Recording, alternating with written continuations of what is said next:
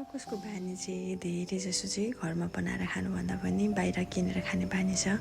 मेरो चाहिँ योभन्दा अगाडि चाहिँ बानी कस्तो थियो भने एकदमै धेरै बाहिरको खानेकुराहरू चाहिँ बेसी किनेर खाने के। त्यही पनि बाहिर चाहिँ अब मोमो किनेर खाइसकेपछि त अब यसरी भेज मोमो त कसले किनेर खाने होइन, मासुकै किनेर खानु पऱ्यो नि त, मासुबाट बनेकै मोमो। अनि मैले चाहिँ यस्तो किनेर खासै भेज मोमोहरू खाएको पनि छैन। अनि मलाई खासै भेज मोमो मन पनि पर्दैन थियो कि। अनि मलाई भेज मोमो मन पर्न थालेको चाहिँ धेरै भएको छैन क्या, थोरै टाइम भएको छ, बहिनीले गर्दाखेरि हो क्या त्यो पनि।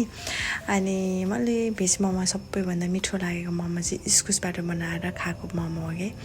मैले यो कतिचोटि भयो भने इस्कुसबाट बनाएको मोमो खाएको, योसँग 4 अथवा 5 चोटि भयो। बहिनीले नै बनाएर दिनु भएर खाएको, मैले आफै चाहिँ बनाएर खाएको छैन।